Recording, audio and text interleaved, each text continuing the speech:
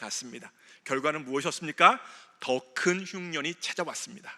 그래서 제가 무슨 말씀을 드렸냐면, 우리 인생에 흉년이 다 있는데, 역경과 어려움이 있는데 흉년 피하는 게 목적이 되면 안 된다고 말씀을 드렸어요. 그리고 그 흉년의 때에 해야 하는 게 있는데 은혜의 자리를 지켜야 된다. 모압 땅으로 가서는 안 되고 유다 베들레헴의 자리를 지켜야 한다라는 말씀을 드렸습니다. 왜 그런지 아세요?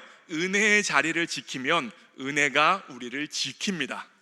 그런데 은혜의 자리를 떠나버리면 어떻게 우리의 삶이, 우리의 인생이 살아갈 수가 있겠어요?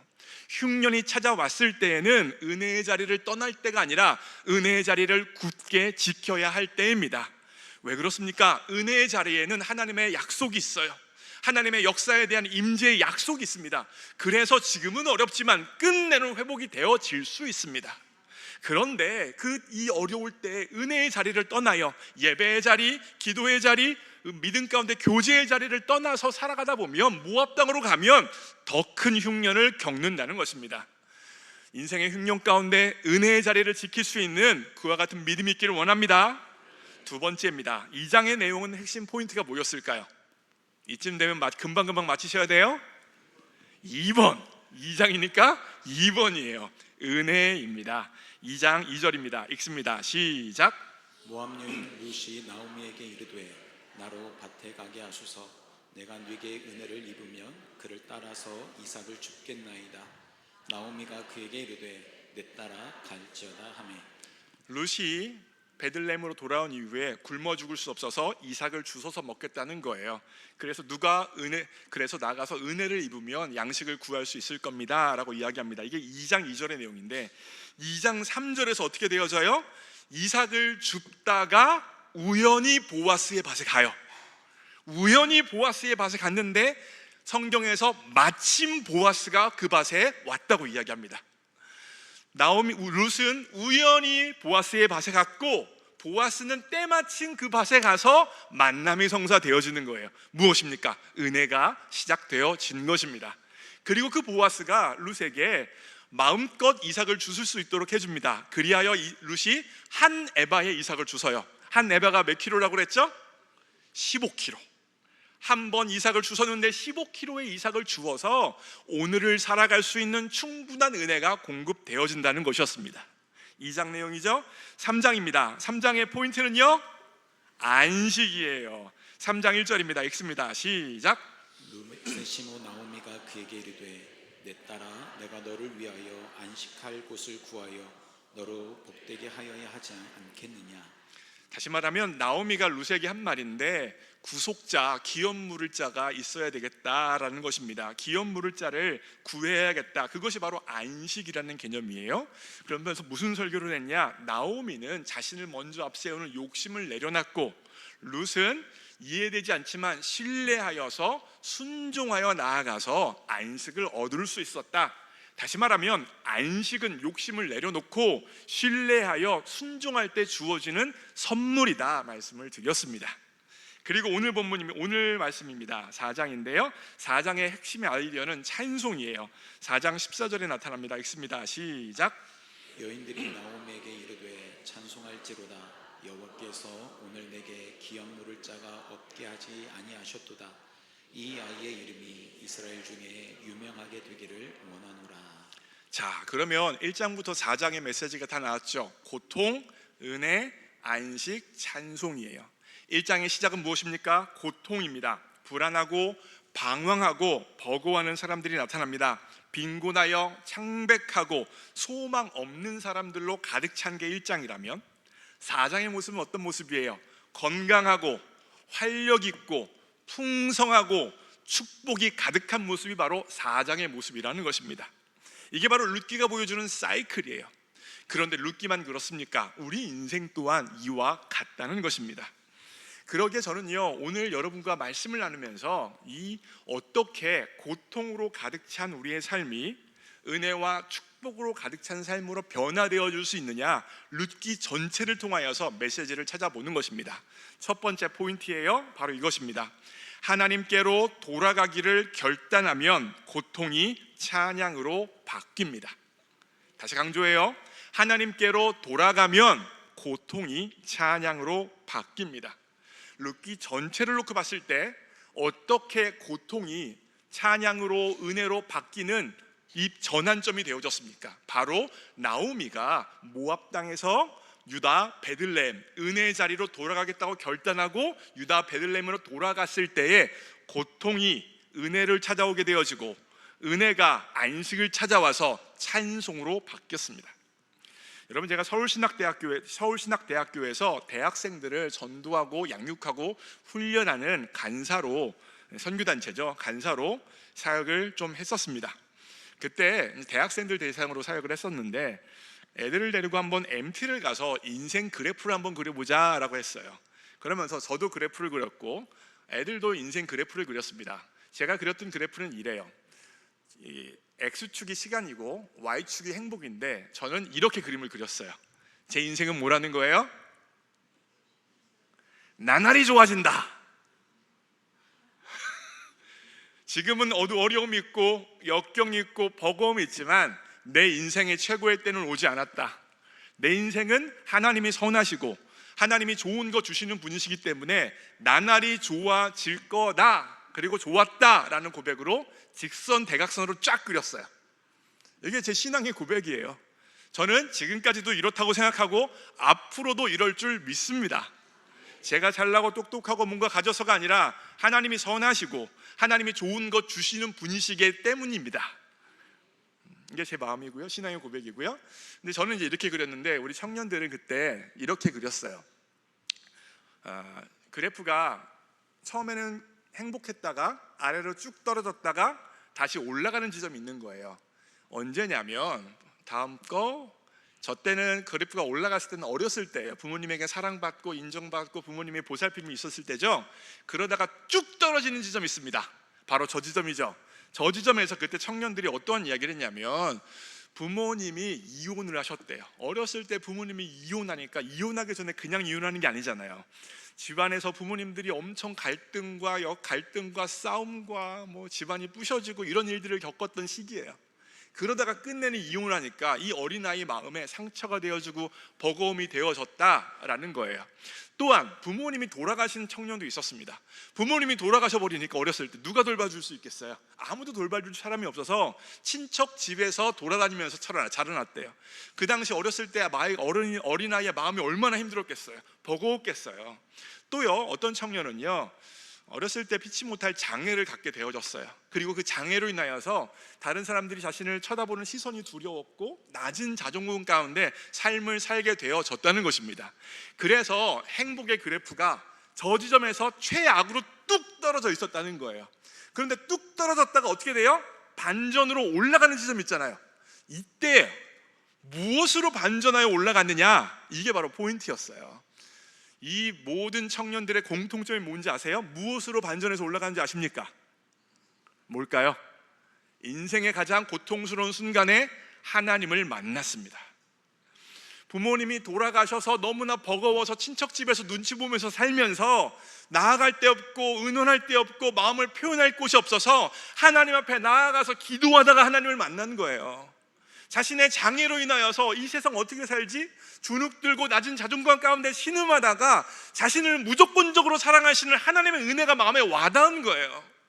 부모님에게 마음을 둘 곳이 없어지자 하나님께 마음을 두며 하나님께 나아가다 보니까 하나님을 만나게 되어지고, 그러니 불행했다고 내 인생을 생각했는데 하나님을 만나고 나니 그분이 날 사랑하고 내 삶을 향한 계획이 있고 나를 인도한다는 마음이 드니까 행복한 인생으로 마음이 바뀌었다는 것입니다.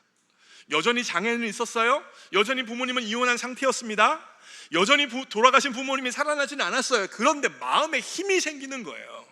하나님을 만나니 하나님의 은혜가 들어오고 날 사랑하신다는 하나님이 느껴지고 그분이 내 삶을 향한 계획이 있다는 것이 느껴지니까 제가 인생의 그래프를 직선으로 그렸다는 것처럼 하나님이 계시는구나라는 믿음 가운데 삶의 마음이 바뀌어서 쭉쭉 올라가는 마음이 되어졌다는 것입니다.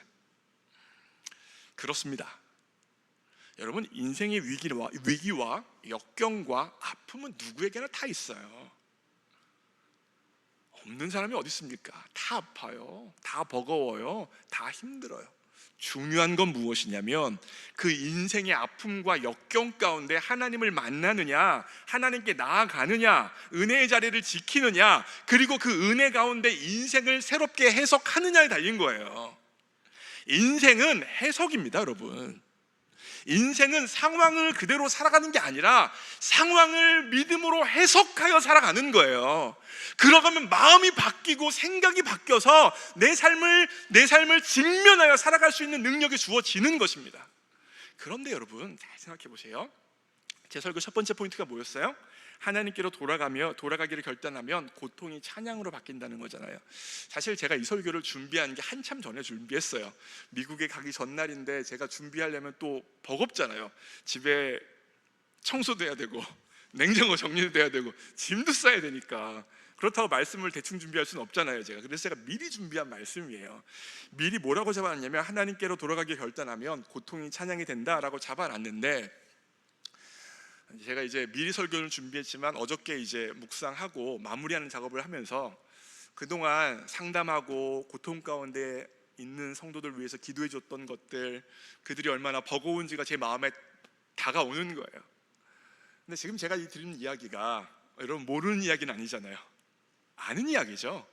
이분들에게 어떻게 이게 다가갈까 생각하니까 하나가 더 들어가겠다는 생각이 들었어요. 뭐가 들어가야 되냐면, 하나님께로 돌아가면 끝내가 들어가야 되는구나. 뭐가 들어가야 된다고요? 끝내 고통이 찬양으로 바뀐다. 제가 설교 원고를 다 써놓고 지금 어저께까지 시간을 살면서 고통 가운데, 아픔 가운데, 역경 가운데 있는 성도님들을 만나서 상담하고 기도해주고 이야기하면서 이분들이 무슨 마음이 있을까 생각을 해보니까, 하나님께로 돌아갔는데 여전히 제자리인데요, 하나님께 기도했는데 바뀌는 게 없는데요, 우리 애도 그대로고요, 내 배우자도 그대로고요, 환경도 그대로인데요, 소망을 갖는다는 게 더 고통인데요, 소망을 가지면 더 버거운데요, 오히려 더 화나고 더 절망스러운데요. 이와 같은 성도님들의 소리가 저한테 직접 말하진 않았지만 제 마음에 들리는 거예요. 이분들이 이 마음이겠다. 기도했고 간구했고 돌아갔는데 여전히 내 현실은, 상황은 그대로니 어찌란 말입니까 하겠구나라는 생각이 들었습니다. 여러분, 그대로인 것 같지만 끝내는 바뀝니다. 끝내 바뀌어요. 여러분, 만약에요, 끝내 바뀐다는 이 소망이 사라지잖아요. 소망이 사라지면, 우리의 마음에 소망이 없으면 우리의 마음이 죽어요. 정말입니다. 소망이 없으면 우리의 마음이 죽어요. 우리의 마음을 놔버리는 거거든요.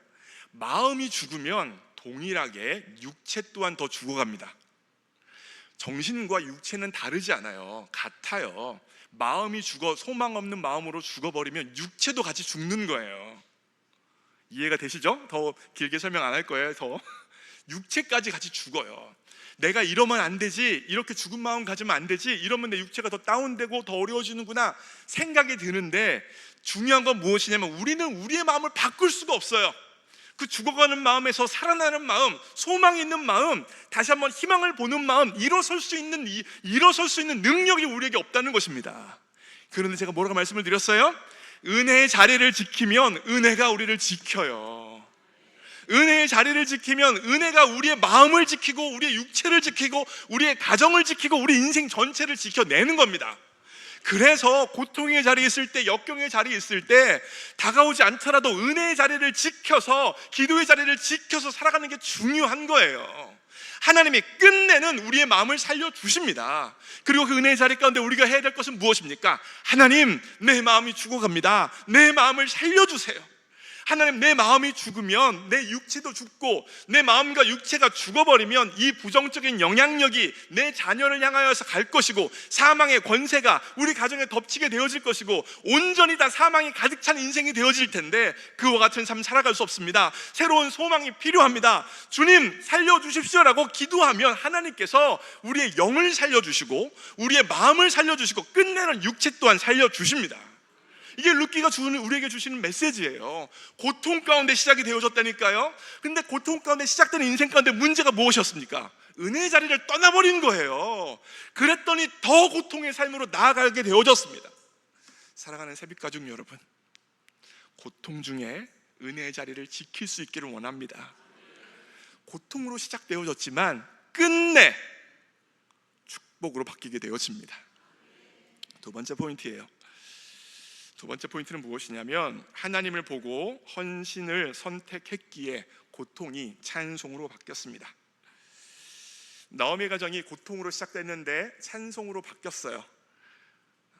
하나님께로 돌아가기로 했을 때 그랬고, 다른 건 한 가지는, 이거는 이제 나오미의 선택이었죠. 다른 건 한 가지는 룻이 모압 땅에서 나오미와 함께 베들레헴으로 돌아가기로 헌신했기 때문에 고통이 찬양으로 바뀌었습니다. 룻은요, 사실 모압 땅에 사는 게 편했어요. 자신이 모압 여인이기 때문에 그래요. 자신이 언어도 문화도 모압이 편하잖아요. 특별히 팔레스타인 유다 베들레헴으로 간다는 것은, 유다 베들레헴 유대인들은 선민의식이기 때문에 이방 민족들을 배척한단 말이에요. 그래서 이방 여인 룻이 유다 베들레헴으로 간다는 것은 너무나 어렵고 힘든 일인데, 이 룻이 가기로 선택을 해요. 나오미와 같이 가겠다고 합니다. 그걸 2장에서 붙쫓았다, 히브리어로 다바크라고 제가 말씀을 드렸습니다. 사실 그때 룻과 그리고 또 다른 며느리인 오르바가 맨 처음에는 같이 간다고 했어요.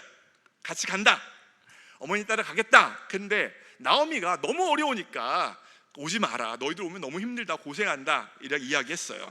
그러자 오르바는 울면서 안 갔어요. 모압에 남았어요. 근데 룻은요, 끝까지 붙쫓으며 어머니랑 나는 운명 공동체입니다, 하나님을 보고 룻이 나오미와 함께하는 삶을 살았습니다.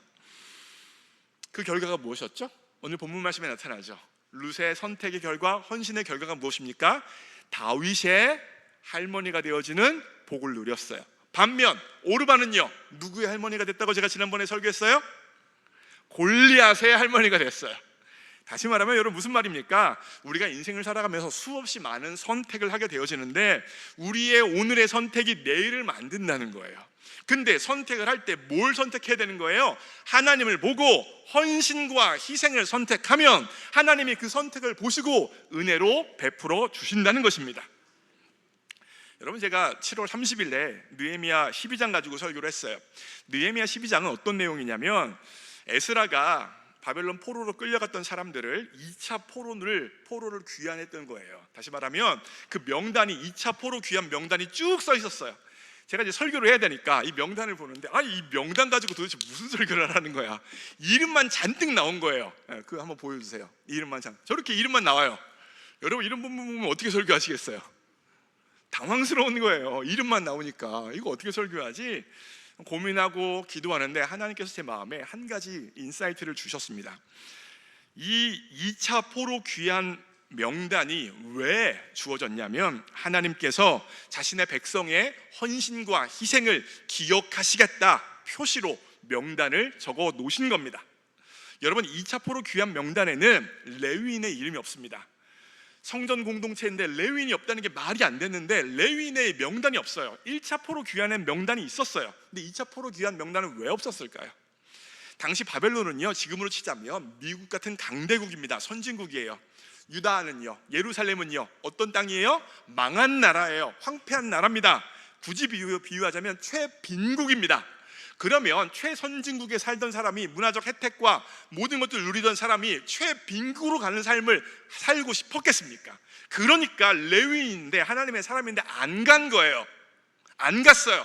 그럼에도 불구하고 그 역경이 있고 어려움이 있을 걸 알지만 간 사람들은요, 하나님이 그 헌신과 그들의 희생이 너무나 귀하고 값져서 기억하겠다, 내가 반드시 기억하겠다는 표시로 느헤미야 12장에 써 주신 겁니다.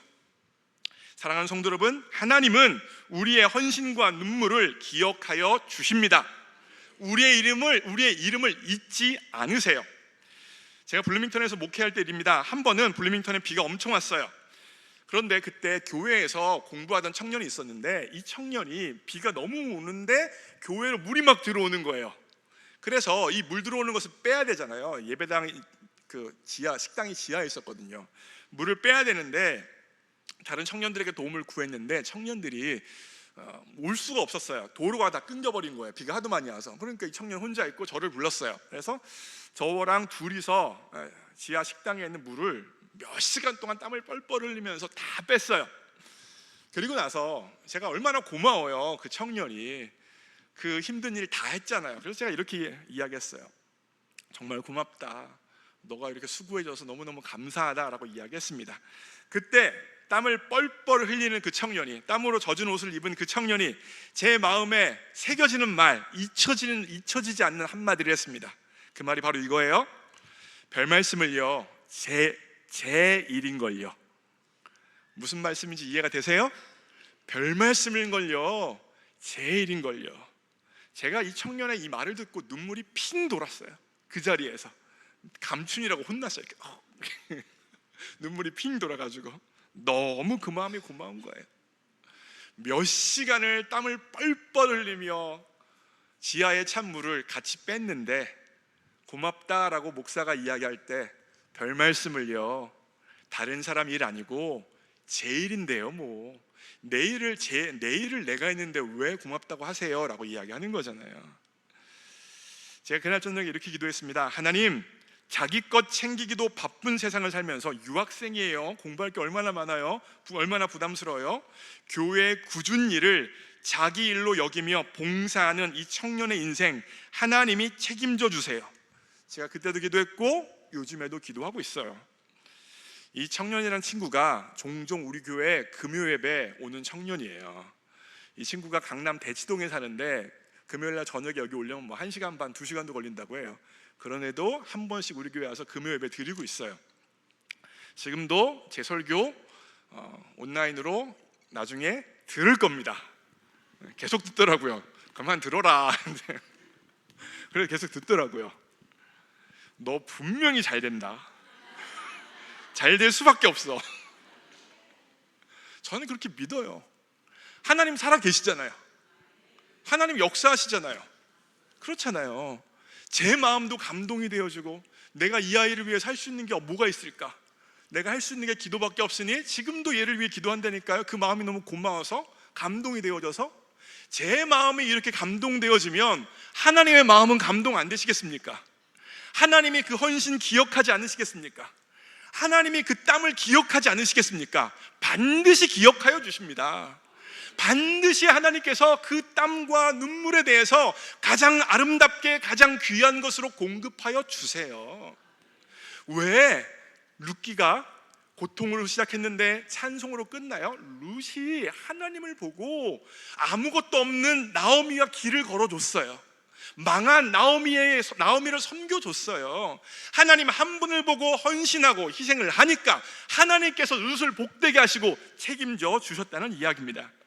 사랑하는 성도 여러분, 우리가 하나님을 어떤 마음으로 섬기는지 하나님은 알고 계십니다.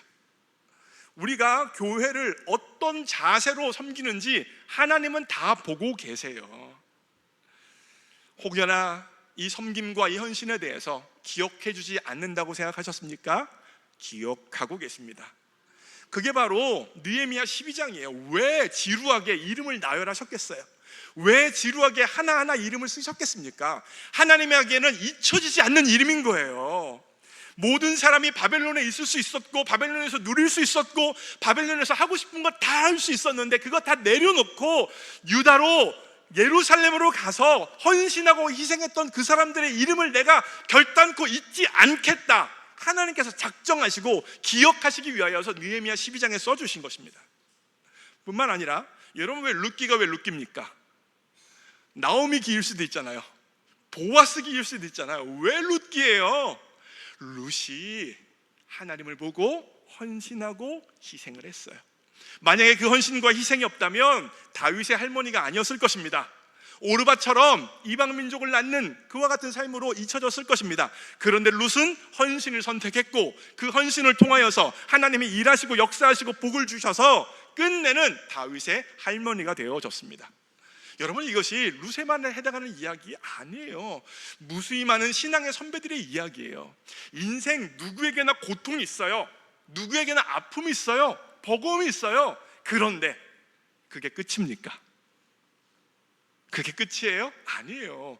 룻기가 보여주는 메시지는 뭐예요? 고통이 있는데 고통을 이길 수 있는 은혜가 있다는 거예요. 한 에바에 이삭을 죽도록 해주시잖아요. 그 고통을 감당할 수 있는, 하루를 살아갈 수 있는 은혜를 베풀어 주신다는 거예요. 은혜 이후에 하나님께서 또한 안식을 3장에서 주시는 것이고, 그리고 나서 끝내는 찬양하는 인생으로 만들어 주신다는 것입니다. 사랑하는 성도 여러분, 이것이 바로 여러분과 제가 걸어야 될 길입니다. 우리는 그 길을 걷고 있는 거예요. 그래서 여러분, 인생 그래프 그리라고 하면 저처럼 그리세요.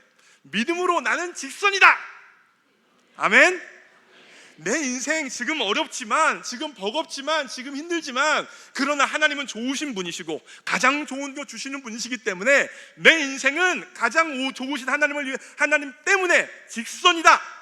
믿음으로 선포하세요. 믿는 대로 될 줄 믿습니다. 하나님이 살아 계시기 때문입니다. 하나님의 역사하시기 때문입니다. 우리는 혼자 있는 것이 아니라 하나님의 섭리 가운데 있기 때문입니다. 그 믿음을 가지고 함께 당신의 그 섬김이라는 찬양을 함께 부르려고 합니다. 여러분, 제가 봉헌 기도할 때 그 섬김이 해같이 빛나도록 해주세요 기도하잖아요. 그 기도가 담겨져 있는 찬양이고, 이게 다니엘에 나오는 말씀이에요. 저는요, 여러분들의 섬김이, 헌신이, 눈물이, 땀이 하나님께서 기억하시는 해같이 빛날 헌신인 줄 믿습니다. 그와 같이 하나님께서 기억하실 것을 믿고 함께 찬양합니다.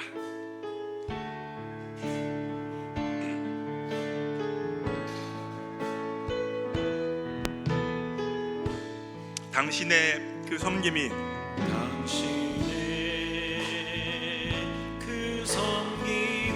천국에서 해같이 빛나리,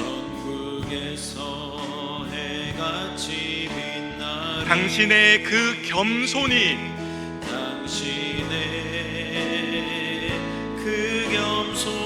천국에서 해같이 빛나리.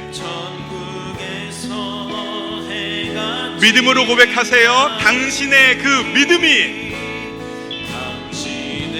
분명 빛날 거예요. 천국에서 해같이 빛나리. 당신의 그 충성이,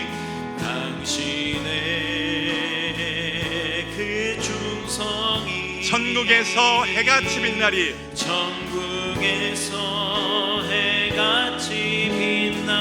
주님이 기억하시면 족하리.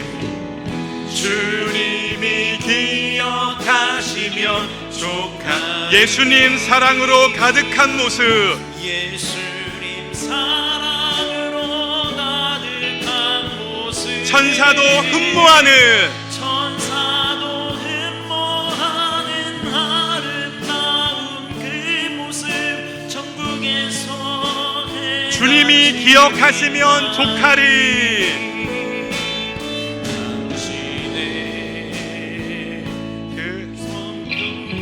천국에서 해같이 빛나리. 천국에서 해같이 빛나리. 당신의 그 겸손이, 당신의 섬김이로 할게요. 섬김이, 그 섬김이 천국에서 해같이 빛나리. 당신의 그 믿음이 천국에서 정말로 빛날 거예요. 하나님이 다 보고 계십니다. 당신의 그 충성이, 천국에서 해같이 빛나리. 주님이 기억하시면 족하리. 주님이 기억하시면 족하리. 예수님 사랑으로 가득한 모습, 천사도 흠모하는, 아름다운 그 모습, 천국에서 주님이 기억하시면 족하리. 주님이 기억하시면 족하리. 불타는 사명으로 불타는 사랑으로 가득한 모습 천사도 흠모하는 아름다운 그 모습 전국에서 해같이 빛나리. 사랑하는 성도 여러분, 우리가 겪고 있는 고통은 고통으로 끝나지 않습니다. 그 고통 가운데 감내할 만한 은혜가 있습니다. 은혜 가운데 하나님이 안식을 허락하여 주시고요, 안식 가운데 끝내는 하나님을 찬양하도록 만들어 주십니다. 그게 바로 룻기의 메시지예요. 너희들의 고통은 고통으로 끝나지 않는다. 너희들의 아픔은 아픔으로 끝나지 않는다. 너희들의 근심은 근심으로 끝나지 않는다. 그러니 은혜의 자리를 지켜라. 말씀의 자리, 예배의 자리를 지켜라. 그것 가운데 하나님의 역사를 경험해라. 하나님의 은혜가 공급되어질 것이다. 하나님의 안식이 공급되어질 것이다. 끝내는 찬양하게 될 것이다. 주님께서 말씀하여 주십니다. 또한 하나님을 향하여 하나님을 보고 하는 헌신, 하나님께서 기억하여 주신다고 이야기해 주십니다. 오늘 이 메시지의 말씀을 붙들고 그 말씀을 주장하기를 원합니다. 하나님, 고통이 고통으로 끝나지 않을 걸 믿습니다. 하나님께로 돌아가고 헌신을 결단하오니 찬양 가득한 인생으로 만들어 주옵소서. 주님의 이름 한번 부르고 통성으로 기도합니다. 주여. 하나님, 그렇습니다. 고통은 고통으로 끝나지 않습니다. 고통에는 은혜가 부어지고 고통에는 안식이 부어지고 고통 가운데 끝내는 찬양이 가득한 인생으로 바뀔 줄 믿습니다. 하나님, 그렇습니다. 주님, 그렇습니다. 우리의 인생 어렵지만 힘들지만 어렵고 힘든 것으로 끝나는 인생이 아니라 하나님께서 찬양 가득한 인생으로 우리 인생을 만들어 주실 걸 믿습니다. 하나님은 살아계십니다. 하나님은 역사하십니다. 하나님은 일하시는 하나님이십니다. 주여, 룻기 메시지를 통하여서 우리를 향한 하나님의 음성을 듣도록 하여 주옵소서. 우리 인생을 향한 하나님의 말씀을 듣도록 하여 주옵소서. 고통이 고통으로 끝나는 것이 아니라 고통을 감내할 수 있는 은혜가 공급되어지고 은혜 가운데 안식할 수 있게 되어지고 안식 가운데 찬양 가득한 인생이 우리 인생 되어진다는 이 메시지가 우리의 마음에 가득 차서 하나님이 일어날 수 있도록 도와주옵소서. 끝내는 고통이 찬양으로 바뀝니다. 끝내는 고통이 찬송으로 바뀝니다. 끝내는 하나님이 다 보고 계십니다. 하나님은 살아계시고 하나님은 일하시고 하나님은 역사하십니다. 하나님 단지 룻의 이야기입니까? 하나님 단지 느헤미야의 이야기입니까? 우리의 이야기입니다. 하나님 도와주십시오. 하나님을 바라보며 헌신을 선택할 수 있도록 도와주십시오. 안성용 목사의 마음을 감동시키는 것이라면 하나님의 마음에 왜 감동 안 되겠습니까? 하나님이 그 눈물을 기억하시고 하나님이 그 아픔을 기억하시고 하나님이 그 땀방울을 기억하여 주십니다. 하나님이 다 보고 계십니다. 전국에서 해같이 빛나게 되어질 것입니다. 하나님이 기억하시는 섬김이요, 하나님이 기억하시는 헌신이요, 하나님이 기억하시는 눈물이요, 하나님이 기억하시는 땀방울입니다. 하나님이 잊혀지는 것이 아니라 하나님이 기억하여 주십니다. 하나님이 기억하신다는 신앙의 고백을 가지고 헌신하고 희생하는 인생 될 수 있도록 역사하여 주옵소서. 성령님 인도하여 주옵소서. 붙들어 주옵소서. 성령이여 성령이 함께하여 주옵소서. 하나님 도와주십시오. 인도하여 주옵소서.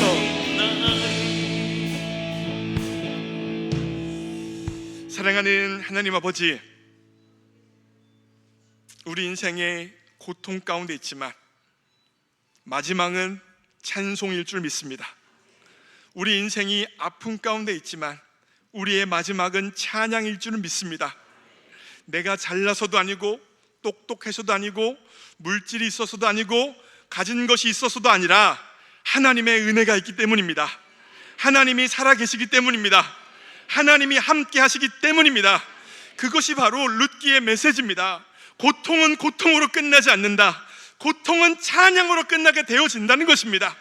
하나님, 이 룻기의 메시지를 날 향한 하나님의 음성으로 들을 수 있도록 역사하여 주옵소서. 그리하여 은혜의 자리를 지키게 하여 주옵소서. 아무것도 바뀌지 않는 것처럼 보이지만 소망이 없어 보이는 순간에도 끝까지 은혜의 자리를 지키게 하여 주시고, 그때 은혜가 우리를 지키는 걸 경험할 수 있도록 도와주옵소서. 하나님, 고통 가운데 있고 역경 가운데 있을지라도 하나님을 바라보며 헌신과 희생을 선택할 수 있도록 도와주옵소서. 하나님이 살아계시지 않는다면 그 헌신과 희생이 의미 없지만, 하나님은 살아계시기 때문에 하나님이 그 헌신과 희생을 기억하여 주시기 때문에 의미 있다는 것이 믿어질 수 있도록 역사하여 주옵소서. 하나님, 고통 가운데서도 헌신하고 희생하게 하여 주시고, 그리하여 그 헌신과 희생을 하나님이 찬양으로 바꾸는 것을 경험할 수 있도록 역사하여 주옵소서. 주님께 모든 것 맡깁니다. 예수님의 이름으로 기도합니다. 아멘.